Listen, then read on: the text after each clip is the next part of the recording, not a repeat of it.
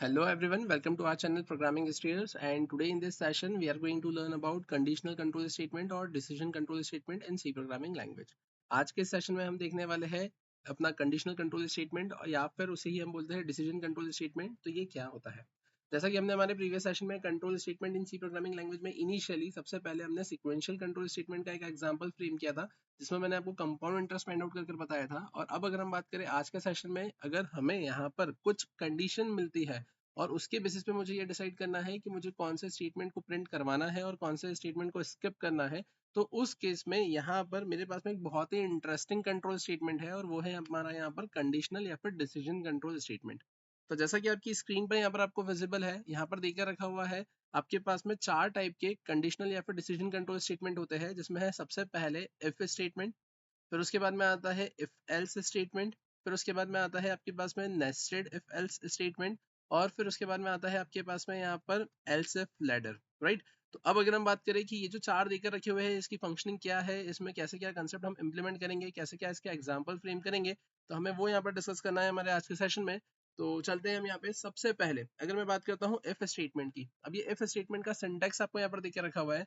तो अब ये इफ स्टेटमेंट बोलता क्या है या हमें इसकी रिक्वायरमेंट क्यों लगी? तो सिंपल सी बात है कि अगर हम अपने प्रोग्रामिंग की बात करें, राइट, तो उस केस में अब मैंने अगर कोई भी कंडीशन नहीं लगाई है तो जितने भी मैंने स्टेटमेंट लिखे हैं वो सारे स्टेटमेंट यहाँ पर एग्जीक्यूट हो जाएंगे। बट अगर मैं ऐसा चाहता हूँ कि मैं किसी स्पेसिफिक स्टेटमेंट को ही एग्जीक्यूट करवाना चाहता हूँ स्पेसिफिक टाइम पर, तो फिर उस केस में हमें यहाँ पे कंडीशन को मैनेज करना रहेगा। अगर कंडीशन ट्रू होती है या कंडीशन सेटिस्फाइड होती है तो any specific number of statements यहाँ पर क्या हो, एग्जीक्यूट हो। अगर कंडीशन फॉल्स हो जाती है तो उस केस में उतने स्पेसिफिक स्टेटमेंट यहाँ पर क्या हो जाए, स्किप हो जाए। तो फिर उस केस में हम किसका यूज करते हैं यहाँ पर? उस केस में हम यहाँ पर इफ स्टेटमेंट का यूज करते हैं, राइट। कि मैं सिंपली क्या करूंगा कि अगर कुछ सेट ऑफ स्टेटमेंट्स है, अगर कंडीशन सही हो तो ही वो प्रिंट हो, अदरवाइज नहीं। तो उस केस में हम यहाँ पर क्या करेंगे, हम यहाँ पर इफ स्टेटमेंट का यूज करेंगे, जिसमें हम यहाँ पे सेट कर देंगे if condition is true then only we get entry inside this if statement, and if condition is false then in that case we are not able to enter inside this if statement, and that particular statements are going to be skipped, right। तो चलते हैं हम यहाँ पर इसका example frame करके देखते हैं। जैसा कि आपकी स्क्रीन पर यहाँ पर आपको VS कोड विजिबल है, तो हम VS कोड पर आ जाते हैं और मैं यहाँ पर अपने डॉक्यूमेंटेशन में हेडिंग मेंशन कर देता हूँ और मैं यहाँ लिख देता हूँ program showing the concept of if statement, right. मैंने लिख दिया है program showing the concept of if statement। अपन आ जाते हैं यहाँ पर, जैसा कि आपकी स्क्रीन पर आपको विजिबल है, मैंने लिखा है if में मैंने लिखा है 0। अब एक चीज और याद रखने की है कि अगर आपके पास में if के अंदर एक ही स्टेटमेंट आ रहा है तो उस केस में आप ये जो कर्ली ब्रैकेट ओपन और क्लोज कर रहे हो, अगर ये करते हो तो भी चलेगा और नहीं करते हो तो भी चलेगा। और अगर एक से ज्यादा स्टेटमेंट अगर मुझे यहाँ पर इफ के अंदर रखना है तो it's mandatory for me to keep this curly bracket open and close. मतलब मुझे ये ऐसा स्कोप देना पड़ेगा कि अगर एक से ज्यादा स्टेटमेंट है तो कर्ली ब्रैकेट ओपन और कर्ली ब्रैकेट क्लोज मुझे यहाँ पर इफ के बाद में लगाना ही पड़ेगा। अगर नहीं लगाता हूँ तो उस केस में वो सिर्फ और सिर्फ एक ही स्टेटमेंट को कंसिडर करेगा अपने अंदर, राइट।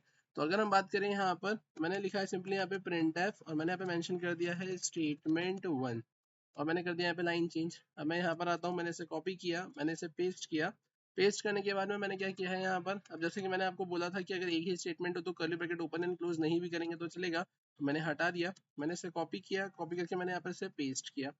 पेस्ट करने के बाद में मैंने यहाँ पे क्या लिखा है, मैंने यहाँ पे सिंपली लिख लिया है क्या 100, या फिर मैंने लिख लिया है 1 2 3। ठीक है, मैंने यहाँ पे लिख दिया है स्टेटमेंट 3। फिर अगर हम बात करें इसके अलावा, तो इसके अलावा मैंने यहाँ पर आकर सिंपली मेंशन कर दिया है क्या, मैंने लिख दिया है यहाँ पे सिंगल कोट्स में ए, और मैंने यहाँ पे लिख दिया है 3 के बाद में 4। फिर अगर हम बात करें, मैंने फिर से इसे पेस्ट किया और पेस्ट करने के बाद में अगर हम बात करें अब हमें करना क्या है यहाँ पे, तो हम आते हैं यहाँ पे और मैंने यहाँ पे सिंपली लिख दिया है हेलो, राइट। और मैंने यहाँ पे लिख दिया है कितना, मैंने लिख दिया है यहाँ पर 5। ठीक है। फिर अगर हम बात करें अब इसके अलावा हम और क्या कर सकते हैं इसमें, तो यहाँ तक तो चलो ठीक है, मैंने लिख लिया है। अब इसके बाद में मैं एक चीज़ और यहाँ पे ऐसा मेंशन करता हूँ जिसमें मैंने यहाँ पे क्या लिखा है,